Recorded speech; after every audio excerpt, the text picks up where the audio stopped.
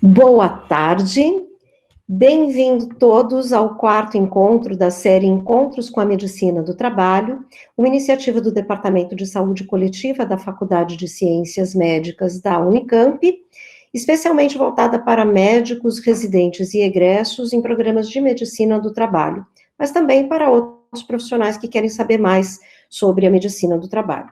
Que eu gosto de lembrar que é uma especialidade que lida com as relações entre os trabalhadores e o seu trabalho, visando não apenas a prevenção de acidente e de doenças relacionadas ao trabalho, mas também a promoção da saúde e a qualidade de vida.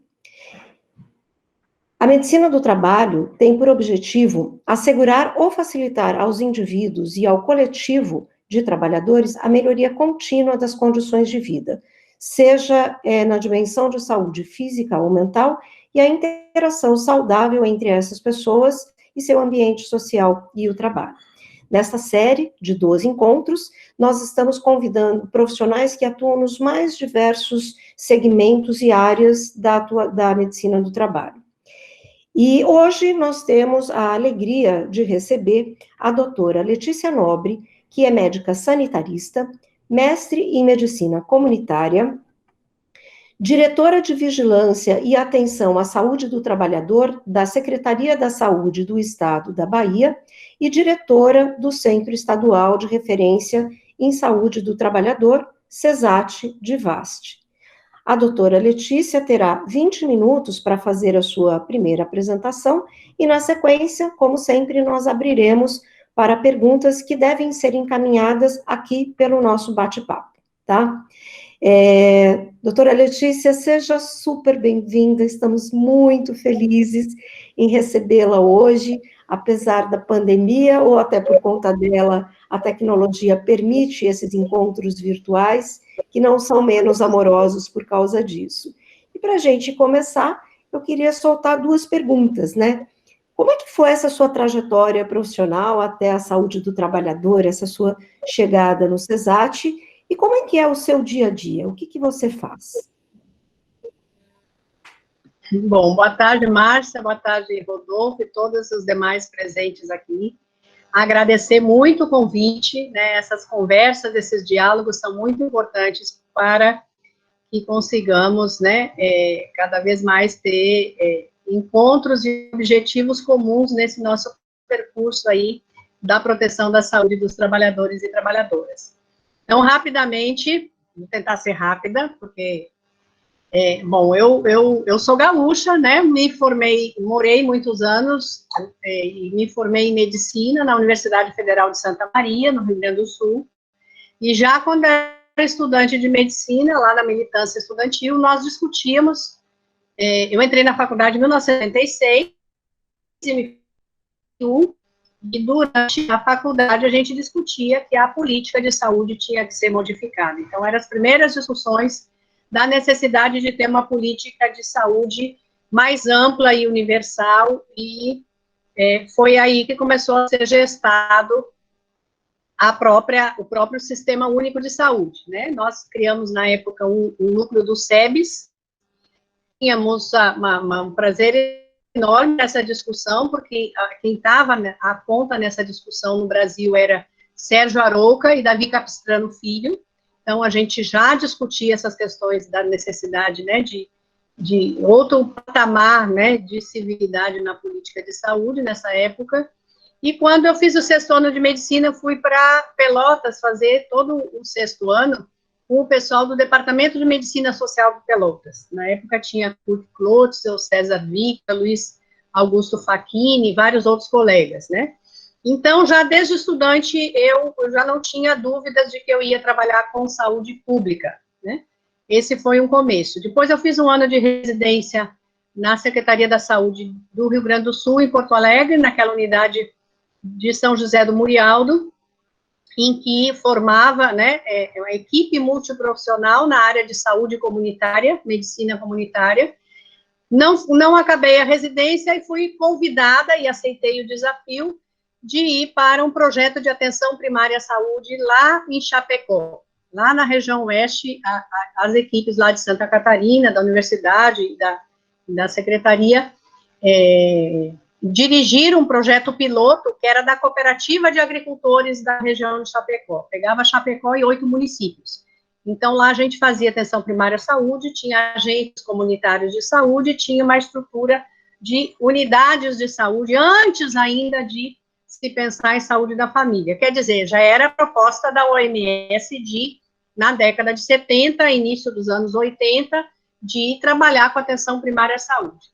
Então, fiquei lá quase 2 anos, e de lá eu voltei para Porto Alegre para trabalhar em pesquisa epidemiológica de saúde materno-infantil, sob coordenação do professor Dr. César Víctora, e depois fui para Criciúma, Santa Catarina, com essa mesma equipe que trabalhou no projeto de atenção primária à saúde na Cooperativa de Agricultores de Chapecó, e fiquei mais uns anos. Isso foi todo aquele movimento das diretas já, e pré a Constituição Federal. Aliás, em 1987 eu fui para lá, em 88 teve a aprovação da Constituição Federal, e nessa época nós criamos, a equipe toda criou o Serviço de Saúde Municipal de Criciúma, em Santa Catarina, já mais na região mais litorânea, e nós trabalhamos na implantação do serviço municipal, com equipe multiprofissional, com rede de unidades de saúde, naquela perspectiva que acontecia na política de saúde no Brasil, do Sistema Unificado Descentralizado de Saúde,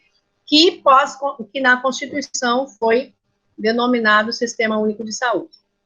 Eu comecei mesmo a trabalhar com a área de saúde do trabalhador lá em Criciúma, mesmo que eu tenha trabalhado antes com trabalhadores agrícolas, né, com famílias de pequenos agricultores. Em Criciúma, então, a gente fez programa de saúde do trabalhador, montou programa, e trabalhamos com sindicatos, e foi aí que eu comecei a ir mesmo para as primeiras, fora a atenção rural lá, na experiência da região oeste de Chapecó, foi que eu comecei a entrar mesmo em ambiente de trabalho, discutir mais saúde do trabalhador, e trabalhar na proposição de protocolos, de manuais e de orientações para o serviço de saúde, para fazer diagnóstico de doenças relacionadas ao trabalho e, ao mesmo tempo, fazer ações nos ambientes de trabalho. Então, Criciúma tinha cerâmica, tinha fábrica de calçado, e meu grande aprendizado foi descendo as minas de carvão de Criciúma, né? E eu digo que eu aprendi muito com um casal, com uma dupla de auditores, que eram fiscais do trabalho na época, da Subdelegacia Regional do Trabalho em Criciúma na época, Luiz Carlos e Cibele Osório, que depois foram para Brasília nos anos 90, em que tem um aprendizado que Luiz Carlos que eu sempre me lembro até hoje, né, dessa construção aí, dessas articulações na saúde do trabalhador e na medicina do trabalho, na engenharia de segurança, entre os setores e na atuação nas empresas. Ele dizia assim: olha, Letícia, a gente lá embaixo numa mina de carvão. Ele dizia: olha, Letícia, a gente aqui tem que adotar medidas e recomendar medidas até onde a lei nos impeça. A gente não pode dizer, porque o que está escrito na norma, o que está escrito ali, o que é prescrito, muitas vezes não consegue dar conta da realidade, do mundo real, da dinamicidade das condições concretas de trabalho. Então, precisa, nas recomendações, na aplicação das medidas de proteção coletiva, de proteção individual, a gente precisa, além do que está escrito e prescrito, a gente tem que olhar as condições concretas e reais de trabalho. Esse é um aprendizado assim, ele dizendo, não é só o que a lei nos obriga, é até onde a lei nos impeça. Claro, não é cometer nenhuma ilegalidade, nada disso, não. Mas é chamando a atenção para que tem, em muitas situações, frequentemente, as condições concretas de trabalho e a dinâmica de trabalho e as formas de organização do trabalho, elas não vão poder estar tintim por tintim no texto escrito da lei. Então, a gente lida com toda essa questão da dinamicidade aí das relações de trabalho, das relações no trabalho, e da dinâmica mesmo, o processo produtivo, hoje está de um jeito, amanhã está do outro, enfim. Então, eu computo que na minha trajetória, essas questões foram muito importantes. Aí eu saí de Criciúma, porque mudou o cenário político, teve eleição de prefeito e tal, e, né, eles foram demitindo, a equipe toda mudou, foi para outra gestão, para outro partido, enfim. E eu achei que estava na hora de eu estudar mais um pouco. Então, eu vim para a Bahia fazer mestrado. Então, eu vim em 1990 fazer mestrado na Bahia, com o pessoal do Departamento de Medicina Preventiva e Social, mas já com um projeto de saúde do trabalhador entre mulheres de fábricas de calçado, pensando em voltar para Santa Catarina ainda.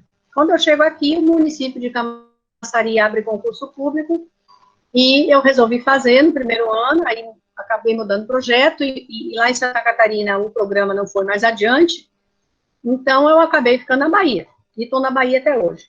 Então, já são 30, lá vão 30 anos de Bahia.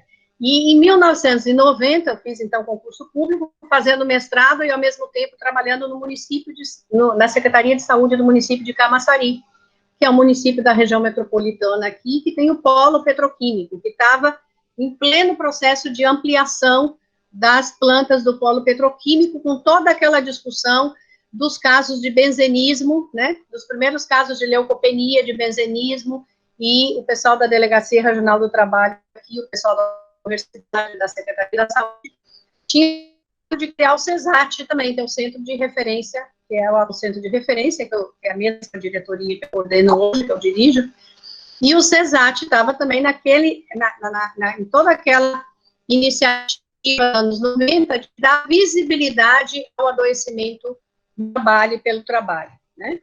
Então, eu começo a trabalhar no município de Camaçari, e logo no ano seguinte, eles transformaram uma unidade de saúde ocupacional que tinha no município para uma unidade de saúde do trabalhador.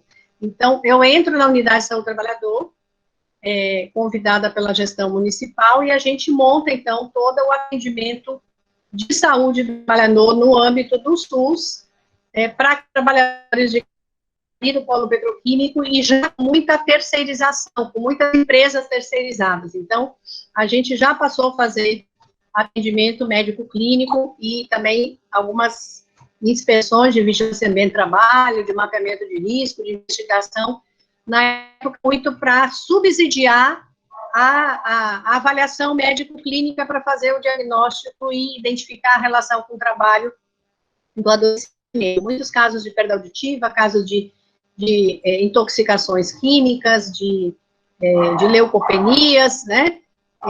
E depois, no meado da década de 90, então, começa a aparecer mais casos de LER-DORT, casos de LER, e todo esse processo aí do serviço, que é um serviço na unidade de trabalhador do SUS, né, da Secretaria de Saúde, em interlocução e na tentativa de diálogo com a Previdência Social, porque no início dos anos 90, tinha 15 casos, 20 casos, 30 casos por ano de doenças relacionadas ao trabalho no Estado, né, com todas essas atividades. Então, desde o primeiro momento da década de 90, a gente investiu na criação da expertise, da capacidade para fazer diagnóstico e avaliação médico-clínica, e evidenciar que existiam, sim, doenças relacionadas ao trabalho, foi um investimento muito grande. Lá por 95, com a mudança da gestão, eu fui convidada pelo pessoal do Estado para assumir uma subcoordenação no CESAT, no que é o Centro Estadual, né? E aí eu passei, já desde essa época, tive uma interrupção aí em 2002, um processo também, de novo, de mudança política, mas eu continuo tendo vínculo de médica em Camaçari, né, mas passei praticamente dirigindo de 96 até 2002, diretora do CESAT também, e depois eu passei um tempo, 2 anos e meio, na Fundacentro, né, 2003 até 2006, eu chefei o Centro Regional da Fundacentro aqui, né. Depois, em 2005, eu acabei entrando em concurso público na própria CESAB, então, sanitarista estatutária de carreira, sou médica em Camaçari por concurso público e sou estatutária sanitarista aqui na Secretaria da Saúde do Estado, e estou à disposição do município para exercício do cargo.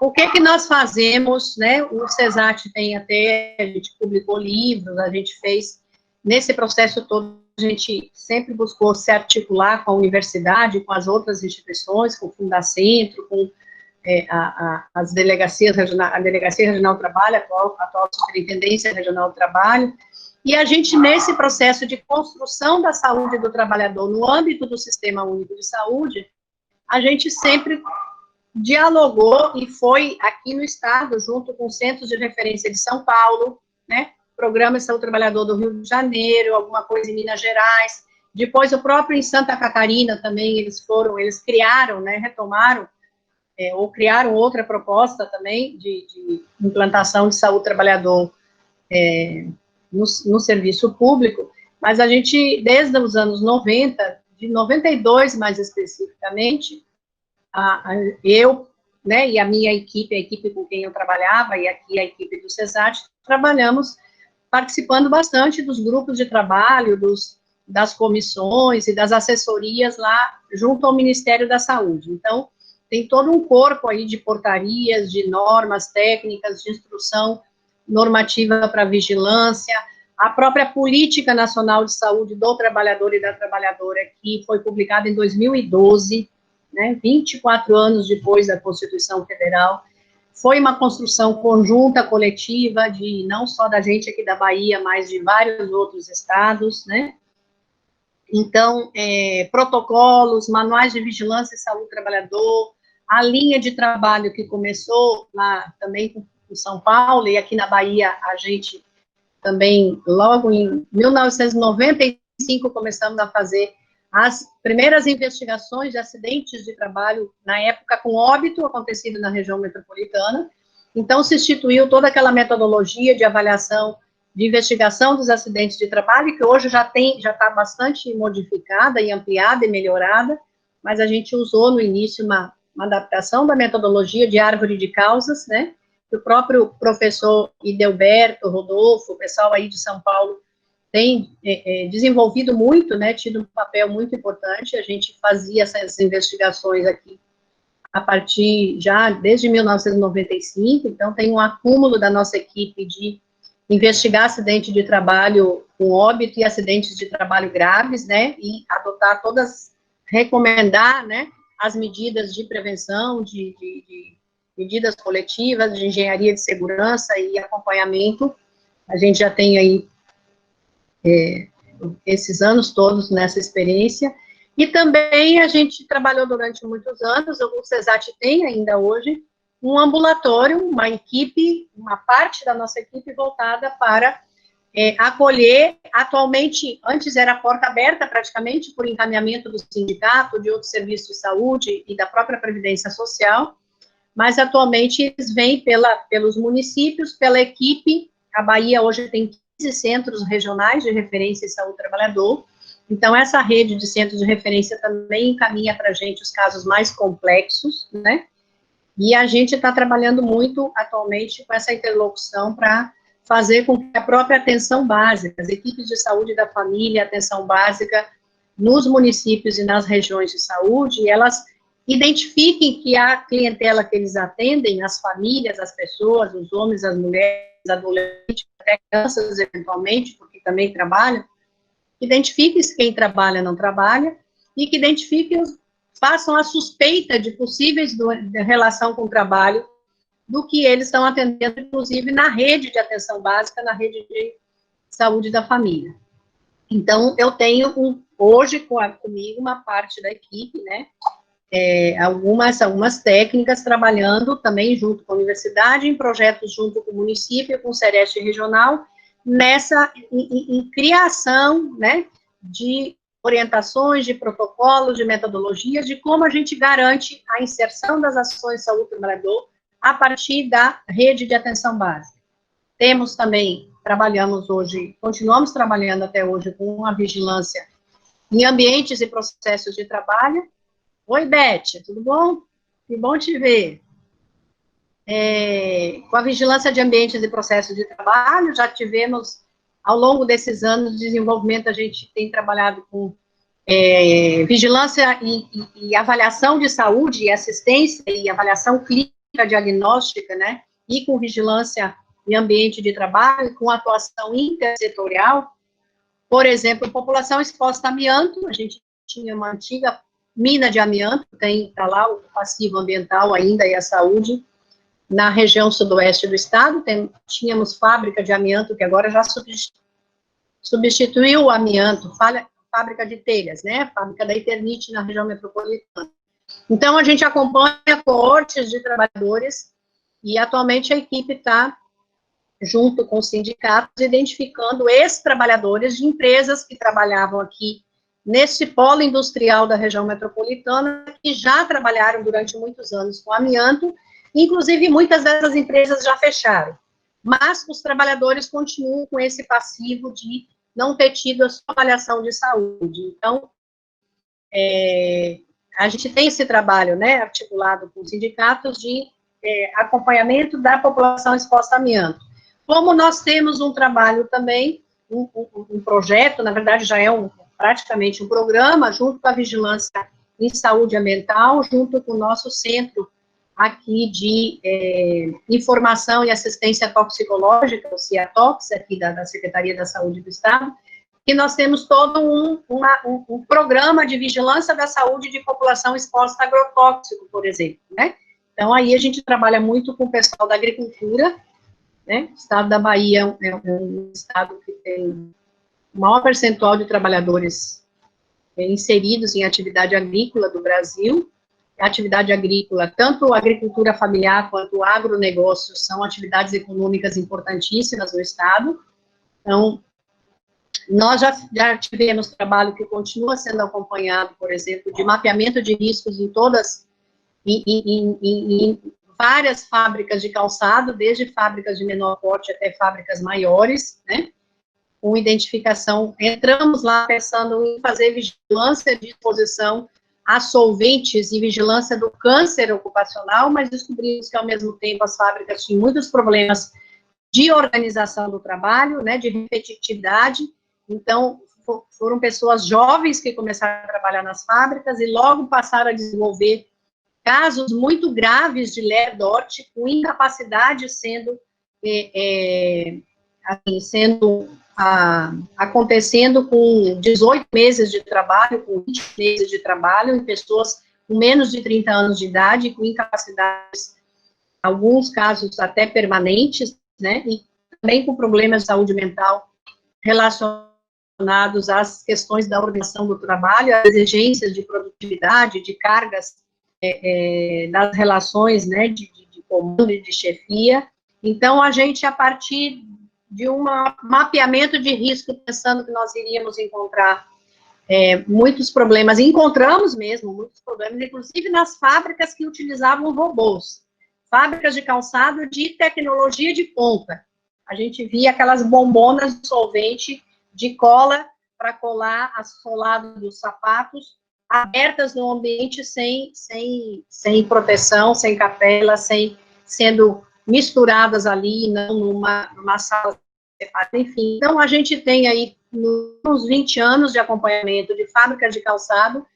Depois, a gente teve também um acompanhamento, a produção de orientação técnica e de mapeamento de risco e de produção de postos de combustível, né? Mudança de ambientes e processos de trabalho em postos de combustíveis. Esse projeto de postos de combustível, nós começamos aqui na Bahia, por exemplo, ele se espalhou para o resto do país, ele acabou sendo encampado por outros estados, pelo Ministério do Trabalho, pela Fundação, porque tinha a questão da exposição a benzeno, né, a mistura de dentes e a traços de benzeno nos combustíveis, e foi para outras.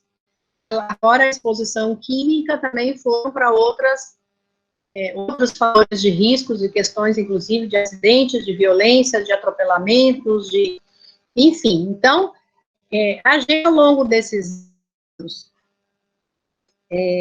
produziu muitas coisas, né,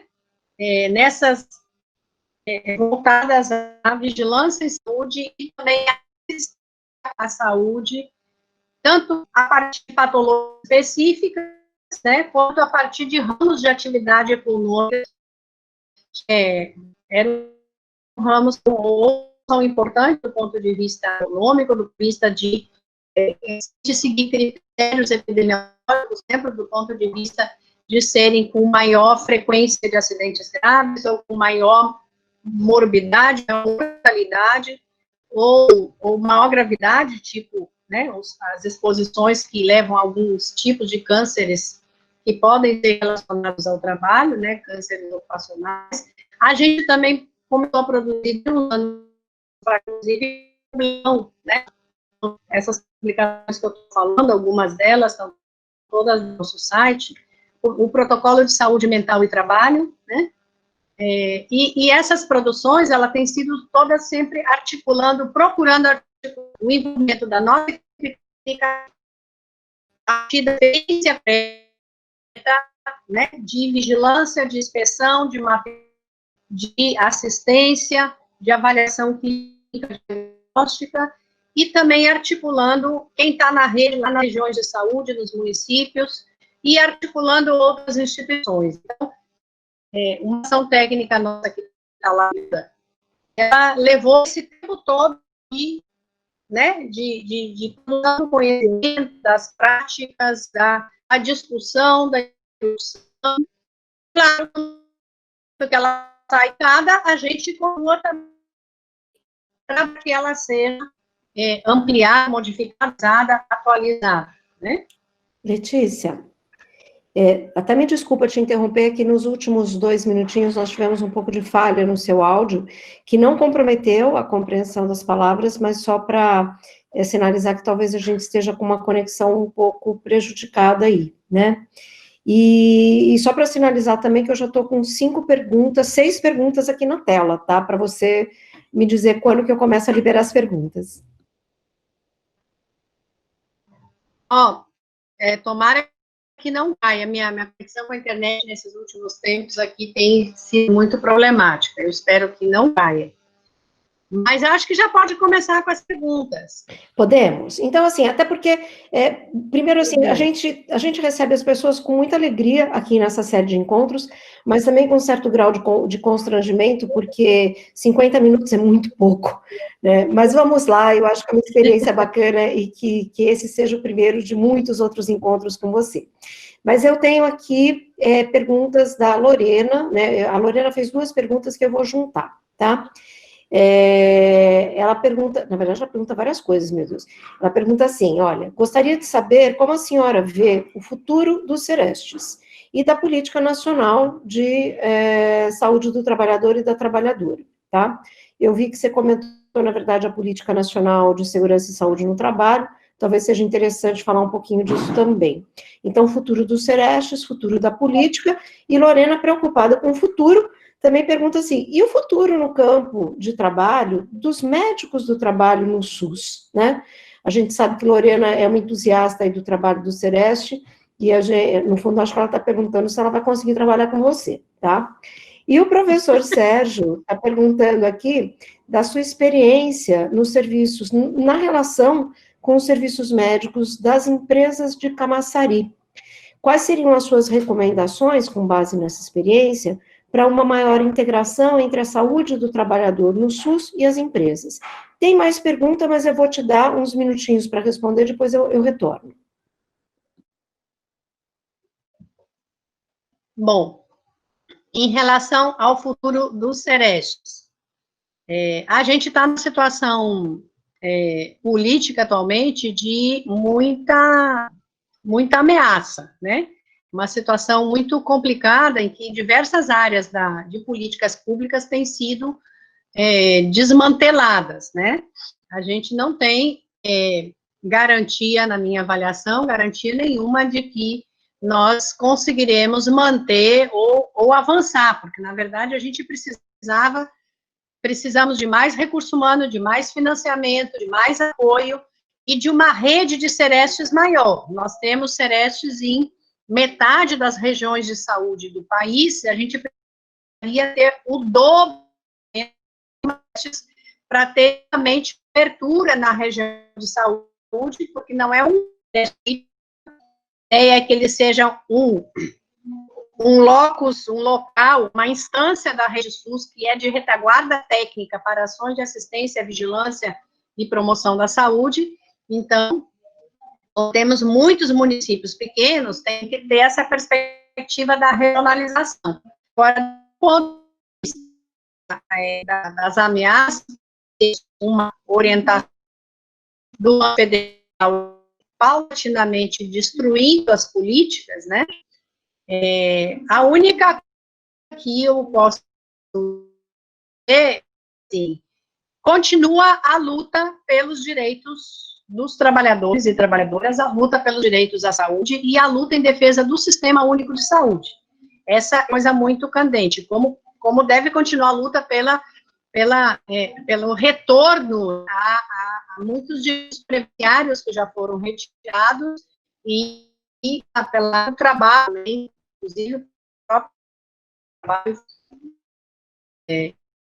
incorporado lá do Ministério da Economia, mas foi para vocês. A gente está aí na luta como trabalhador de saúde, né? E tem que tocar, tem que ir em frente, tem que carregar, está aí. Quando a gente entra para a ação do trabalhador, tem essa compreensão do político, um sistema único de saúde, gratuito, né? Tudo compreende. Letícia, eu não sei se é mito ou se é verdade, mas como agora a gente voltou a ter interrupções no seu áudio, vamos fazer uma tentativa, desculpa até te interromper, mas é que o seu assunto está muito interessante, o pessoal está me pedindo socorro aqui. Vamos tentar desligar a sua câmera e deixar só o áudio para ver se melhora a transmissão, por favor? É uma pena que a gente perde a sua imagem, mas a gente garante a sua voz. Tá. Bom, então vamos lá. A gente está numa conjuntura em que, de fato, não temos garantia de continuidade de várias áreas de políticas públicas e do SUS, o próprio SUS está sob ameaça, mas a gente precisa continuar lutando e reunindo forças com quem está aí se formando, com quem está começando sua vida profissional, com quem está... E essas articulações aí entre essas entidades todas que discutem, né, a importância de garantir o Sistema Único de Saúde, as políticas sociais, isso é muito importante. A saúde do trabalhador, a gente aprende, não tem nada de cima para baixo, nada de graça, né? A luta histórica dos trabalhadores, tanto aqui no Brasil como em outros países, nos mostra que só conseguimos avanços nos direitos dos trabalhadores e no avanço e na proteção à saúde e à melhoria dos ambientes de trabalho, se tiver esse processo de reivindicações, de organização e de luta. Então, como profissionais de saúde, profissionais de saúde pública, a gente também está aí com o pessoal de Berlim, né, porque até tem um projeto lá no âmbito que tenta descaracterizar, né, tem todo esse processo aí de terceirização. A gente precisa na nossa vida cotidiana, nas nossas opções e nas nossas possibilidades, nos identificar. Eu quero, afinal de contas, estar em que lado da história, né? A gente, essas opções que cada um assumir na sua vida profissional, depende muito de como você compreende o mundo, de quais são os princípios que você coloca na sua vida. Claro que, às vezes, a gente individualmente quer assumir uma posição, mas não consegue porque tem toda uma força social e coletiva com muitos constrangimentos, mas tem uma questão que é assim, que como é que você compreende o mundo, e que o mundo é esse que você quer, e o que você quer construir, né, na sua comunidade, na sua cidade, no seu país, né? Então, tirando as questões de matizes partidários, porque não é essa a questão, mas a gente se coloca com uma posição ideológica na vida e no mundo, quando você, inclusive, identifica, olha, eu me identifico mais para trabalhar no setor público, ou mais para trabalhar com essa área, ou mais para trabalhar com outra área, As opções são legítimas, mas tem uma compreensão de como o mundo anda que a gente precisa ter, até para não sofrer tanto, entendeu? Para a gente fazer o que gosta, fazer o que acredita, ir em frente, porque na Saúde Trabalhador, por exemplo, no Serestes, para a pessoa que perguntou sobre o Serestes, eu trabalhei 20 anos, esse histórico que vocês falaram, eu cheguei aqui, o CESAT tinha sido criado em 88 na Bahia, mas nós trabalhamos 20 anos, 24 anos, deixa eu ver, 2004, a gente trabalhou de 1988 até 2004, 2004 foi a primeira vez que o Ministério da Saúde assumiu que tinha uma rede de Sereste e alocou recurso financeiro. Então, a gente mais ou menos está escolada nisso, né? Levou 24 anos para o gestor federal do SUS, o Ministério da Saúde, admitir que já existiam centros de referência, que eram financiados pelos municípios e pelos estados, para ele criar oficialmente a RENAST, a rede de centros de referência, e colocar recurso financeiro. Antes tinha um que outro recurso para algum projeto específico, para colocar recurso financeiro. Agora, desses anos para cá, as tentativas têm sido de retirar recurso financeiro, depois da gente ter levado 24 anos. Então, a vida real é essa, né? Não é fácil para nós, que somos, que conseguimos ir para a universidade, mas é menos fácil ainda, muito menos fácil para quem é trabalhador, empregada doméstica, pedreiro, catador de material reciclável, para quem é agricultor, para quem é das várias outras ocupações, né? Então, é uma questão da gente se colocar no mundo conforme os nossos princípios também, como a gente compreende o mundo. Tem uma outra pergunta que eu, Márcia, já me perdi aqui, qual era a outra pergunta? Olha, tem mais 3 aqui, tá? Estou te pressionando demais, mas como nós tivemos interrupções por conta do áudio, a gente vai... Da relação com as empresas, né? Como é que é isso? Então, a gente teve relações, na maior parte do tempo, bastante conflituosas com as empresas, né? Em alguns momentos, nessa trajetória que eu falei para vocês dos anos 90, que eu trabalhava em Camaçari, a gente ia para as empresas, fazia mapeamento, inspeção, muitas vezes, e até às vezes, de vez em quando hoje, a empresa tenta impedir a entrada da equipe de vigilância e saúde do trabalhador dentro da empresa, com aquela alegação que só quem pode fazer isso é o fiscal do trabalho, do Ministério do Trabalho. Isso a gente teve durante esses 20 anos, agora muito menos, mas de vez em quando acontece. Mas a interlocução com os médicos da empresa, é interessante você perguntar isso, porque a gente teve um percurso dos anos 90, início dos anos 2000, em que médicos de empresa, inclusive, encaminhavam trabalhadores para o nosso ambulatório, quando eles achavam que aquela doença podia ser relacionada ao trabalho, era uma doença ocupacional, eles encaminhavam para a gente. Isso aconteceu em Camaçari, porque a gente estabeleceu, num certo momento, esse diálogo, essa interlocução, e a gente atendendo os pacientes no ambulatório nosso, a gente ligava para a empresa e procurava saber, né, como é que eram as condições de trabalho, eu ia lá, olha, eu tenho que ir diagnóstico, a empresa tem que emitir a CAT.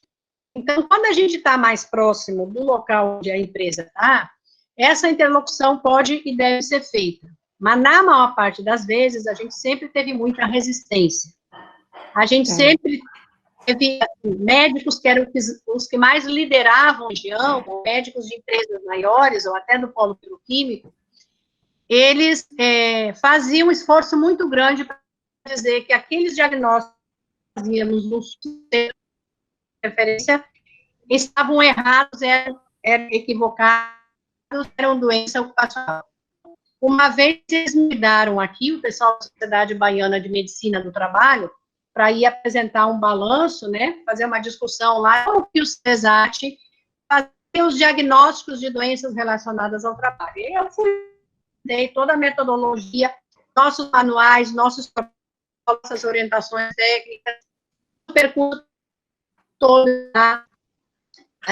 o conhecimento científico atualizado, né, para as doenças relacionadas ao trabalho, essa discussão da causalidade, né, que uma coisa é uma doença diretamente, né, um nexo direto, outra coisa é uma relação que a exposição, aquela classificação de Shin, né, pode não ser uma causa direta, mas é uma causa necessária e tal, toda aquela discussão sobre a causalidade, né, e que a gente trabalha muito com um raciocínio clínico, epidemiológico, probabilístico, né, o que é mais provável, eu descartei, enfim, mas a gente sempre teve muita reação. E quando teve o advento do NETEP, daquele nexo técnico epidemiológico, que a Previdência Social em processo há anos atrás, que foi, na nossa perspectiva, um avanço, né, da Previdência, e que depois nunca mais ele foi revisado e atualizado, mas teve muita discussão aí dos serviços de saúde ocupacional, de medicina do trabalho das empresas. E eu digo, olha, eu anos praticamente de todo esse processo, fico muito da gente ter uma médica do trabalho, que é praticamente uma especialidade generalista, né? Porque a gente pode ter doença relacionada ao trabalho da cabeça aos pés, em todo o corpo, então pode ter doenças relacionadas ao trabalho, todos os capítulos das CIS, né? É só a lista de 28 que a Previdência usava na década de 80, muito asma, porque é uma especialidade que faz questão, faz diagnóstico. Eu estou dando a imagem, mas é um grupo de especialistas que faz questão de dizer, não existe doença relacionada ao trabalho. Então, você se forma, você se especializa para lá a empresa, porque a função da empresa, a empresa tem as exceções, fazem de tudo para descaracterizar como eles são os nexos, né? E uma especialidade que não quer mostrar que existe conhecimento, que não tem conhecimento do trabalho. Letícia, diga. Desculpa te interromper, de novo, assim, a preocupação tanto com a qualidade de áudio quanto do tempo, mas já que você falou que eu gostei muito disso, da cabeça aos pés, a gente está com mais 3 perguntas e a gente tem 10 minutos, então eu fiz uma interrupção sem querer interromper necessariamente a sua linha de raciocínio, mas para te devolver, então se você pudesse, só nos seus próximos 10 minutos, as perguntas que surgiram aqui do Rodolfo, tá? Que nesse contexto de vigilância, que você reforçou bastante a questão da vigilância, né? Como é que fica a revogação da lista de doenças relacionadas ao trabalho? E uma pergunta também do Rodolfo, por que os processos de notificação não são integrados, né? CAT e INSS, SINAM e SAT, por que eles não se conversam? Essa é uma pergunta, né? A Joana também tem aqui uma pergunta sobre a pandemia, onde muitos funcionários da área de saúde se contaminam com Covid-19, né?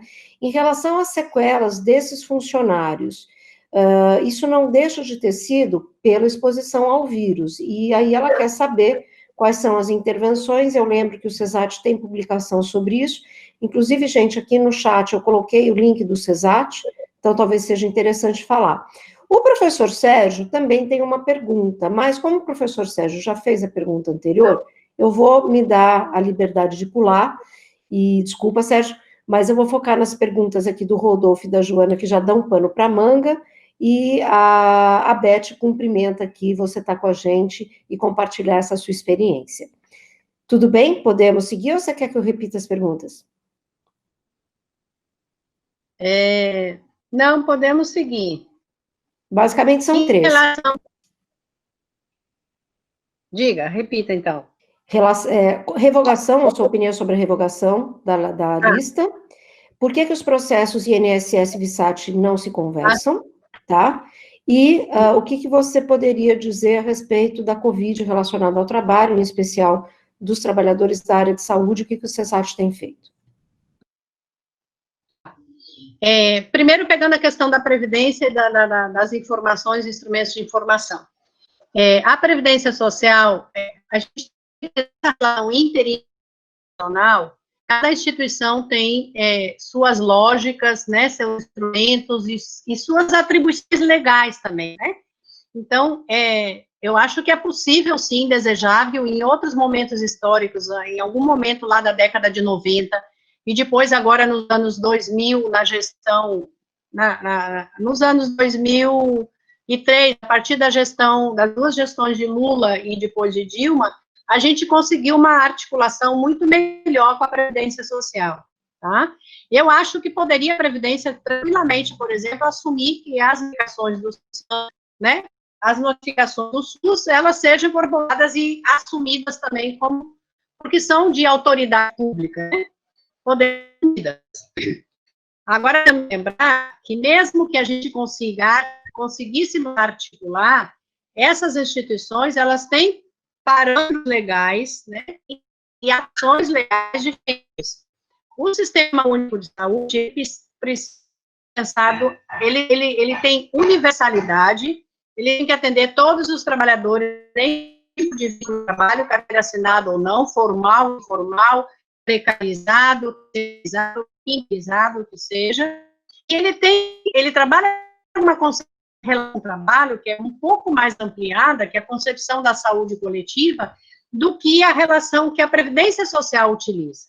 A Previdência Social tem atribuição legal de estabelecer o trabalho e de atribuir ele tem critérios específicos para dizer que a pessoa se afasta ou não se afasta, por quanto tempo, e se fazem uso a pagamento de benefícios ou não. Então, a função de perícia médica que tem, por exemplo, um médico perito do INSS, ela é bem delimitada. A função do médico do SUS, o médico generalista, o médico do trabalho no SUS, o médico, ou da equipe, na verdade, é muito mais equipe multiprofissional do SUS, é uma atribuição legal muito mais ampla, de promoção, de prevenção, de assistência, sim, de cuidado, de reabilitação física, psicofuncional.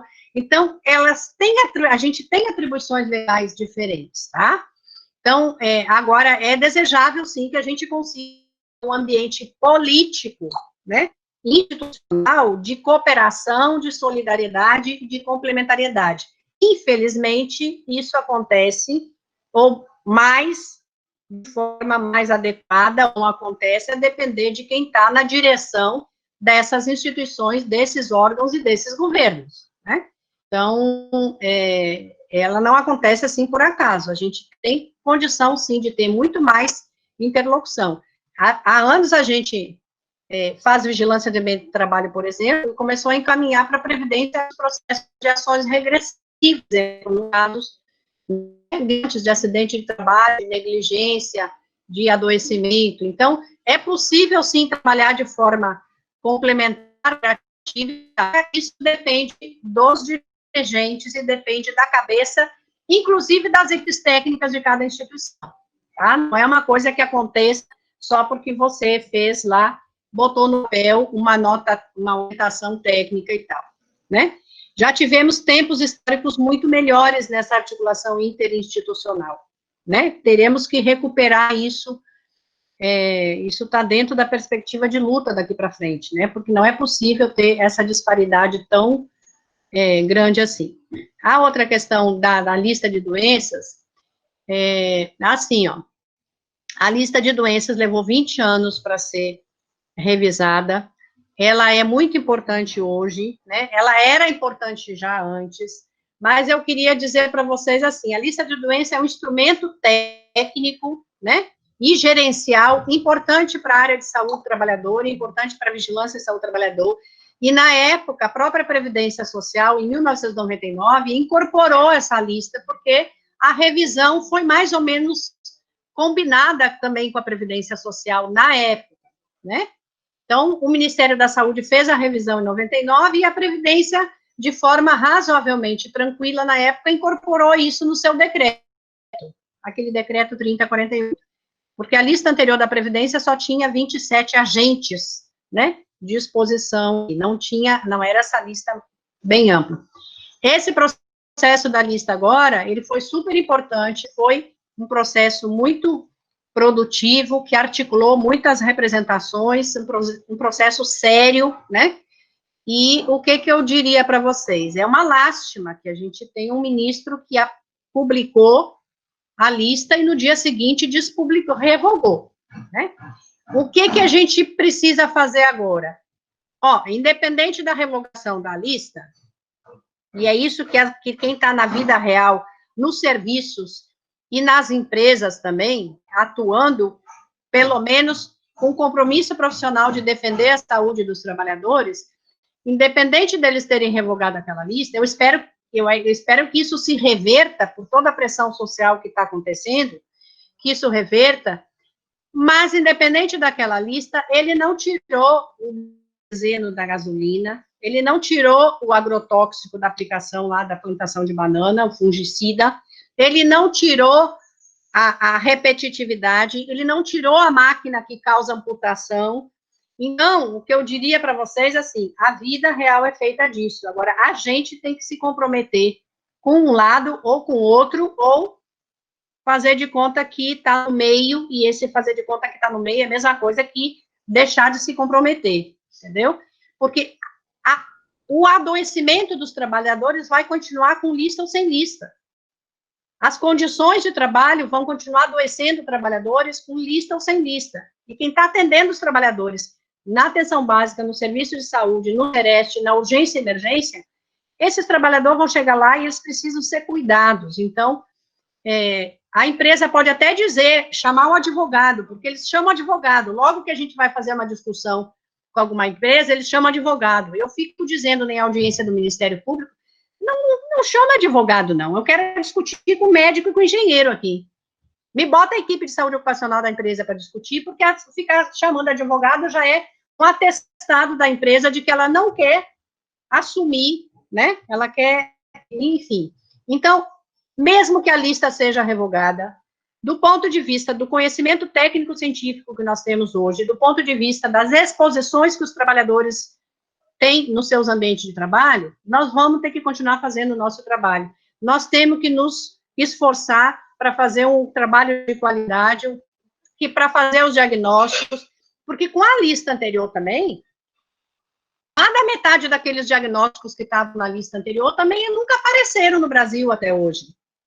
As notificações do SINAM estão esperando também que se faça o diagnóstico. Por isso que eu digo para vocês, médico do trabalho é aquela categoria que, com as suas exceções, né, pode ser que não tenha que generalizar isso, é um especialista que fica o tempo todo dizendo que não tem aquele adoecimento que ele estudou. Então, é importante que a gente consiga fazer a lista voltar, porque essa lista, de fato, é uma lista importante e tal, mas nós precisamos continuar nossa prática, mostrando o que está acontecendo na vida real, nos ambientes de trabalho e na saúde dos trabalhadores. E vamos para o passo seguinte, da Covid. Trabalhadores da saúde, profissionais de saúde, estão tendo Covid, inclusive relacionada ao trabalho, tá? Essa é uma das grandes, um dos motivos pelo qual está tendo muita pressão empresarial e muita pressão do Ministério da Economia e muita pressão lá no Ministério da Saúde que fez tirar a lista. Mas não tiraram a lista só, tiraram também a orientação técnica de vigilância epidemiológica de Covid relacionada ao trabalho, porque eles estão dizendo assim, não pode dizer que Covid é relacionada ao trabalho. Pode e deve. Toda a Covid relacionada ao trabalho? Não. O que a gente está dizendo? Para identificar se uma Covid é relacionada ao trabalho, tem que fazer um processo de investigação epidemiológica complementar ao diagnóstico clínico que já foi feito, porque essa pessoa já teve o diagnóstico clínico confirmado, clínico laboratorial, clínico epidemiológico laboratorial confirmado de Covid. Então, do ponto de vista clínico, em tese, essa Covid não é mais, em tese, algum caso que outro pode estar errado, mas ela foi uma Covid. Agora, as condições de trabalho, a investigação das condições de trabalho, a investigação epidemiológica e até, se necessário, a investigação no ambiente de trabalho, é que vai nos dizer se esse caso de Covid com um profissional de saúde está relacionado ao trabalho dele na saúde. Ou aquele motorista de ônibus que está transportando pessoas ida e volta, o cobrador do ônibus que morreu de Covid, se o caso dele é relacionado ao trabalho, ou se aquela empregada doméstica, que o primeiro caso de morte por Covid no Brasil foi relacionado ao trabalho. Não sei se vocês lembram, foi aquela empregada doméstica do Rio de Janeiro, que a patroa voltou da Itália e que fez a empregada doméstica ficar 5 dias, 2 semanas na casa dela para cuidar da coitadinha da patroa, certo? E a empregada doméstica morreu de Covid. Aquele caso é o primeiro caso de Covid relacionado ao trabalho no Brasil, numa empregada doméstica. A primeira morte foi bem emblemática mesmo, né? A primeira morte. Aí teve de motorista, de cobrador, de trabalhador, em qualquer ramo de atividade, se estão trabalhando, estão com aglomeração, estão no refeitório, estão no transporte, em tese, esses casos podem sim. Agora, nós temos que ser responsáveis e fazer uma investigação epidemiológica e, se necessário, no ambiente de trabalho, para identificar se aqueles casos com trabalhadores foram ou não foram relacionados ao trabalho. É o processo da investigação de qualquer outra doença ocupacional também, que precisa ser feito também para a Covid. Deixa eu só, assim, a gente avançou um pouquinho no tempo, até por conta das nossas dificuldades de áudio, mas deixa eu te falar que melhorou a conexão. Pedir para você abrir sua câmera, tá? E para te dar um fôlego aí, para a gente fazer a mensagem final, eu, normalmente, enquanto eu dou um fôlego para o nosso convidado, para a nossa convidada, eu faço um resumo, não é um resumo, né, é só assim, quais foram as 4 ou 5 coisas que ficaram na minha cabeça e que a gente gostaria que os nossos residentes aí levassem para suas reflexões, né. Da sua fala, é um recorte de Márcia Bandini, naturalmente, algumas coisas me chamaram a atenção. Primeiro que, assim, a gente aprende no campo, né, e quando você fala de descer na mina de Criciúma, e eu já desci em mina também, não no mesmo tempo que você, mas quando a gente está lá embaixo, a gente entende o que nós estamos falando, o aprendizado do médico do trabalho em campo. A segunda coisa que me chama muita atenção na sua fala maravilhosa de hoje é a necessidade da construção coletiva, né? Eu sempre digo para os meninos que a medicina do trabalho, ela não é uma especialidade solitária, ela é uma especialidade solidária, né?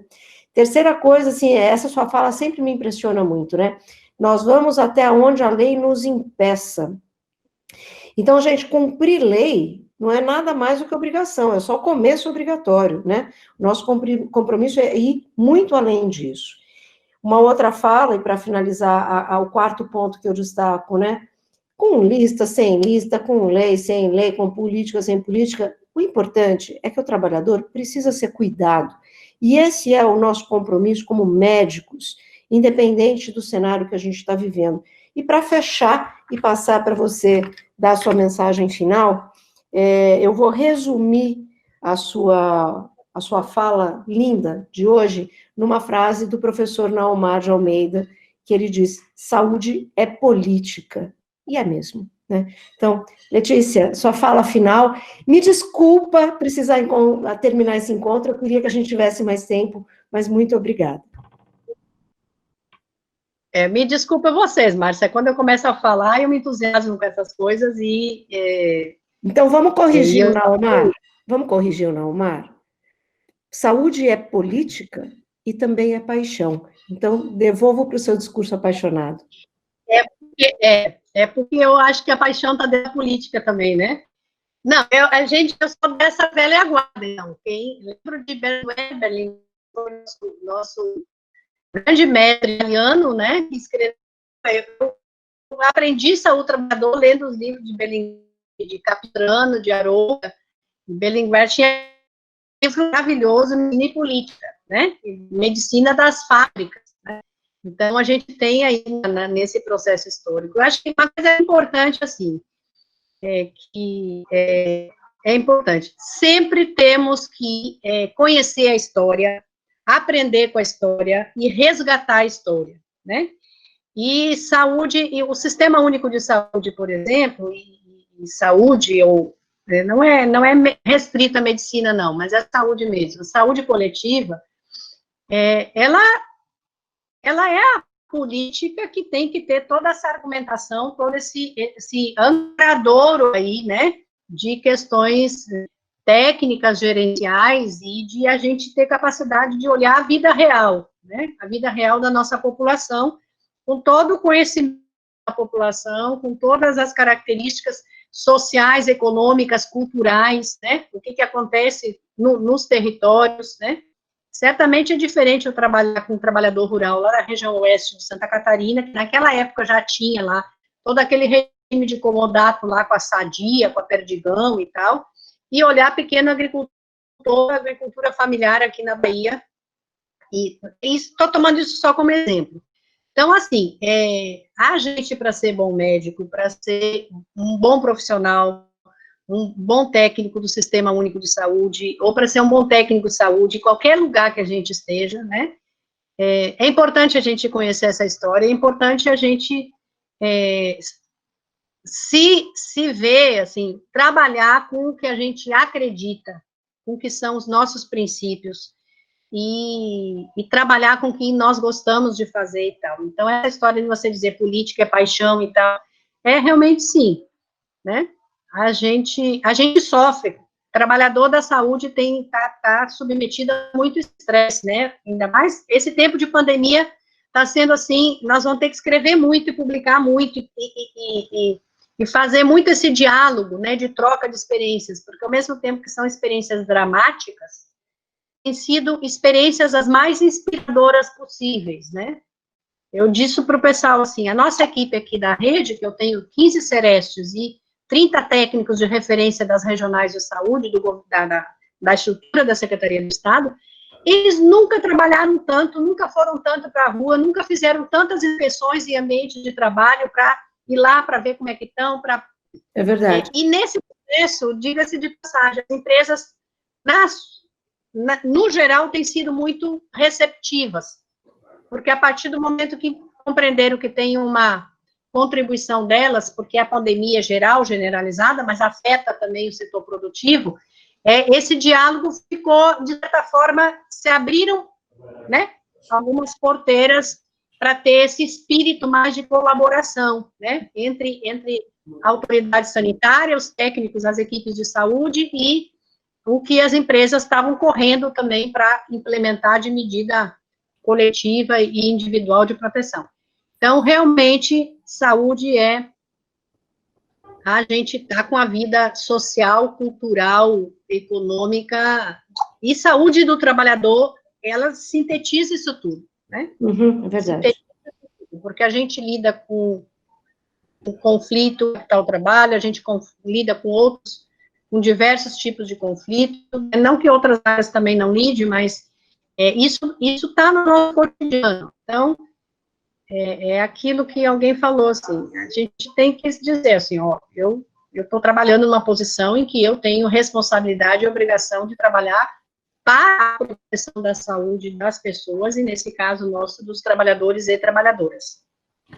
Letícia, super, super obrigada. Queria agradecer não só a você, a participação também, lembrando do professor Sérgio, da professora Elizabeth, de todos os residentes. Lembrar que esse nosso encontro, ele fica gravado e muito breve, o link será disponibilizado na página da Faculdade de Ciências Médicas. Agradecer aos trabalhadores, né, do audiovisual que estiveram aqui com a gente, né, e reforçar o seu pedido de compromisso e comprometimento, né, para que a gente haja sempre com muita paixão, com ética e técnica, mas com muita paixão também. Muitíssimo obrigada, espero encontrar você muitas outras vezes aqui nos nossos eventos, e lembro que sexta-feira que vem a gente tem mais um encontro, né, abrindo muitas janelas nas nossas cabeças, e já que a gente está falando de uma dificuldade tão grande de reconhecimento, né, das associações do trabalho, com alguns adoecimentos, semana que vem nós vamos receber o doutor João Silvestre Júnior, que é médico perito do INSS, que vai falar para a gente de uma outra perspectiva, uma outra potencial área de atuação na medicina do trabalho.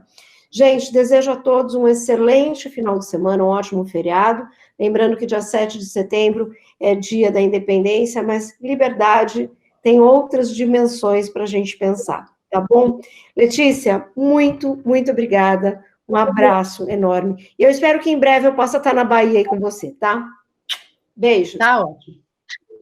Um abraço para todos e todas.